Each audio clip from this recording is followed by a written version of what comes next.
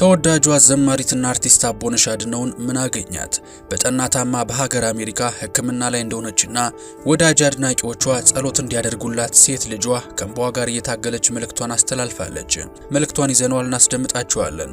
24 ዓመት ዘፈንኩኝ ከህመሜ ልትረፍና 24 ቀን እንኳን አምላኬ ልዘምርልህ ስላለችው አርቲስት አቦነሽ ያልተሰሙ የደግነትና የመስዋዕትነት ጊዜዎችንም ልናወጋችሁ ነው።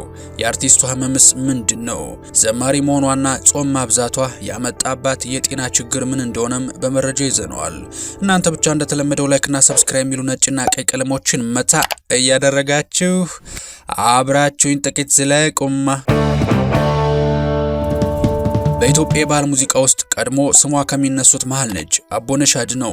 በተለይ ባህሌ የተሰኘ አልበሟ ከተለቀቀ በኋላ ዝናዋ ከሀገር ጫፍ እስከ ጫፍ ናኝቶ ነበረ። በአጠቃላይ 3 አልበሞችን የሰራችው አቦነሽ ሀገረኛ በሆኑ 10 ቋንቋዎች ደግሞ ነጠላ ዜማዎችን ሰርታለች። ብዙ ዘፋኞች በእድሜ ማምሻቸው ላይ የሚቀላቀሉትን የዝማሬ አገልግሎት አቦነሽ ገና በጎልማሳነቷ መቀላቀሏ ለብዙዎች ትንግርት የሆነ ጉዳይ ነበረ። ልጇ ከሰዓታት በፊት ባስተላለፈችው አንጀት የሚበላ መልእክት አቦነሽ ወደ ክርስትናው ከተቀላቀለች በኋላ ብዙ ፈተናና መከራዎች እንደተደራረቡባት ትገልጻለች። ወደ እግዚአብሔር ስለመጣች ብዙ ፈተና አልፋለች። አሁንም ብዙ ፈተና ላይ ናት። አቦነሽ ድንገት ወደ ዝማሬ መግባቷን ምክንያት ስትጠየቅ የመጀመሪያ ሰንበት ትምህርት ቤት ያደገችው ዳዊትን በቃሉ ያነበበች መሆኗን ትናገርና ሁልጊዜ ስለ መዘመር አስብ ነበር፣ ነገር ግን ጭብጨባው ሙገሳው ስቦ አስቀረኝ።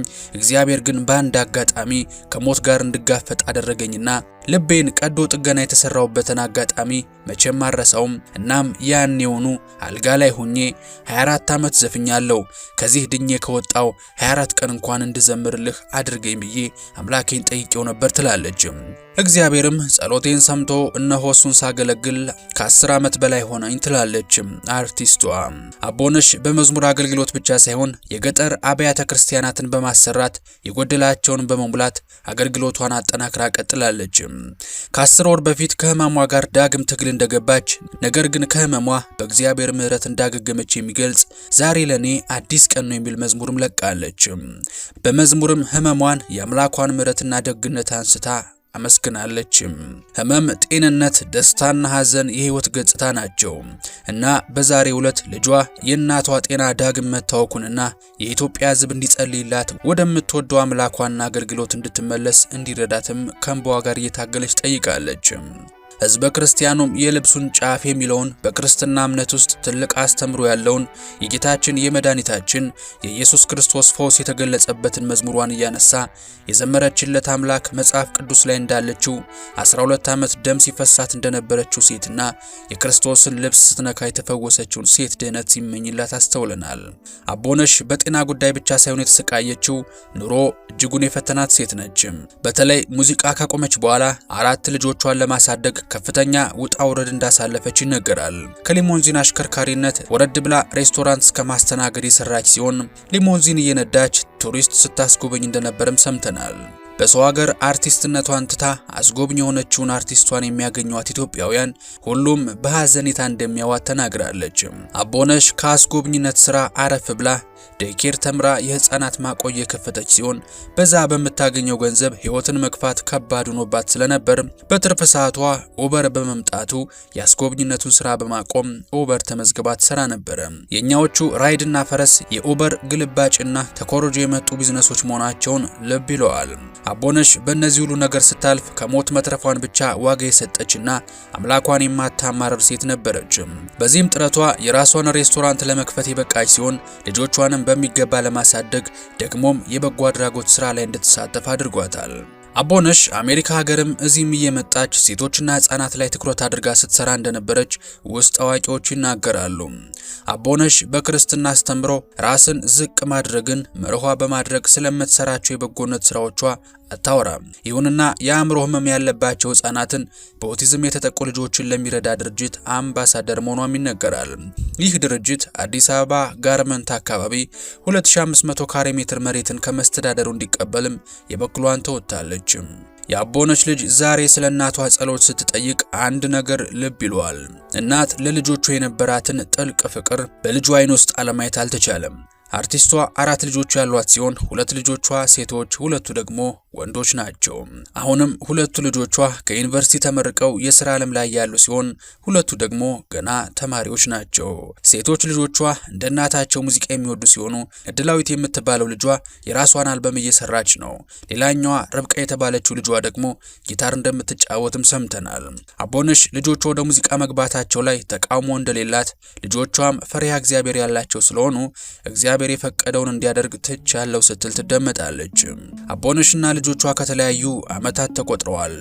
አቦነሽ ኑሯን በሀገሯ ካደረገች የቆየች ሲሆን አዲስ አበባ 22 ተብሎ በሚጠራው አካባቢ ትልቅ ሕንጻ አስገንብታ እታች ወለሉ ላይ ክትፎ ቤት ለመክፈት አቅዳ እየተንቀሳቀሰችም ነበር። ከዘፈን ዓለሙ ከወጣች በኋላ ወደ ንግዱ ዓለም በመቀላቀል በጥረቷ ዘመኗን ከገንዘብ ችግር አላቃለች። አቦነሽ ድህነትንም በችግር ልጅ ማሳደግንም ያየች ስትሆን ልጆቿንም ለብቻው ያሳደገች እናት ናት። አቦነሽ ያሁኑን ጨምሮ በተለያየ ጊዜ በልብ በሽታ የምትጠቃ ሲሆን ለዚህም ስትረስ አሊያም ጭንቀት ውስጥ ረዘም ላለ ጊዜ መቆየቷ አንዱ ምክንያት እንደሆነ ባለሙያዎች ይናገራሉ። ከሙዚቃው ዓለም እንደተሰናበተችና ትንንሽ ልጆቿን ማሳደግ ግድ በሆነባት ዘመን ከፍተኛ ችግርና ጭንቀት እንዳሳለፈችም መገመት አይከብድም። በተለይ የመጀመሪያ ቀዶ ሕክምናዋን ካደረገች በኋላ እንድታርፍ የተነገራት ቢሆንም የትንንሽ ልጆቿን ጉሮሮ ለመድፈን በቂ ረፍት ሳታገኝ ወደ ስራዋ መመለሷ በተደጋጋሚ ጊዜ ለህመም እንደዳረጋት ይነገራል። ሌላው ለአቦነሽ ጤና መዛባት ረጅም ሰዓት በጾም ማሳለፏና የመድኃኒት ሰዓቶቿ መዛባታቸው በተደጋጋሚ እንድትታመም እንዳደረጋትም ይነገራል። አቦነሽ አሜሪካ እያለች ከዘፈኑ ዓለም ከወጣች በኋላ ብቸኝነት ክፉኛ ያሰቃያት እንደነበር ተናግራለች። የሊሞንዚን አሊያም የአስጎብኝነት ስራዋም ከስራው ባለፈ ከሰው ጋር የምትነጋገርበት ደግሞም ስለ ኢትዮጵያ ባህልና ታሪክ ለነጮች የምታስተዋውቅበት እንደነበር ትናገራለች። አቦነሽ ሀገሯን አብዝታ የምትወድ በተለይ ላደገችበት ጉራጌ ዞን ልዩ ፍቅር እንዳላት በስለት እንደተወለደችም ትናገራለች። አቦነሽ ለእናቷ ልዩ ፍቅር ያላት ሲሆን እናቷ ከሷ በፊት በተደጋጋሚ ልጅ እየሞተባቸው ተቸግረው ለአቡነ ገብረ መንፈስ ቅዱስ ተስለው ሴት ከሆነች የአቦነሽ ወንድ ከሆነ ደግሞ የአቦ እንደሚሉት ተስለው አቦነሽ ተወለደች። አቦነሽ ኢትዮጵያ ስትመጣ ረጅም ጊዜ ከምታሳልፍበት ቦታ አንዱ የአቡነ ገብረ መንፈስ ቅዱስ ገዳም መሆኑን ትናገራለች። በአሁኑ ሰዓት አቦነሽ አሜሪካ ባለው ሆስፒታል ሕክምናዋን እየተከታተለች ሲሆን ወደ ሐኪም ቤት ስትገባ ከዚህ ድና ስትወጣ ወደ ኢትዮጵያ ተመልሳ ጸበል መጠመቅ እንደምትፈልግ የገለጸች ሲሆን በአሁኑ ሰዓት አሜሪካ ሀገር በሚገኙ ቤተክርስቲያኖችና ክርስቲያኖች ጸሎት እየተደረገላት መሆኑን ሰምተናል። አቦነሽ አሁን ላይ የኦርቶዶክስ ቤተ እምነት ዘማሪ ብትሆንም በሙዚቃ ህይወቷ ግን ያላስደሰተችው፣ ትከሻውን ለስክስታ ያልጋበዘችው፣ ባህሉ እንዲናፍቅ ሀገሩ እንዲገባ ያላደረገችው ዲያስፖራና ኢትዮጵያዊ የለም ለማለት ያስደፍራል። ለዚህም ነው ብሔር ሃይማኖት ሳይለይ ኢትዮጵያዊ ሁሉ እንዲጸልይላት ልጇ የጠየቀችው። እኛም የቀድሞ አርቲስት የአሁኗ የኦርቶዶክስ ቤተ እምነት ዘማሪዋ አቦነሽ ጤናዋ ተሻሽሎ ዳግም በዝማሪዎቿ እንዲሁም በበጎ ስራዎቿ እንድናያት ፍጹም ጤናን ለአቦነሽ እየተመኘን የዛሬውን ጥንቅራችን በዚሁ ቋጨን። እንደተለመደው ሐሳብና አስተያየት አለያም ለአርቲስቷ መልካም ምኞታችሁን በሐሳብ መስጫችን ላይ ብታሰፍሩልን ይደርሰናል። በቀጣይ በተሻለ ቪዲዮ እስከምንገናኝ ሰላማችሁ ብዝት ይበለልኝ። ቸር ቆዩልኝ።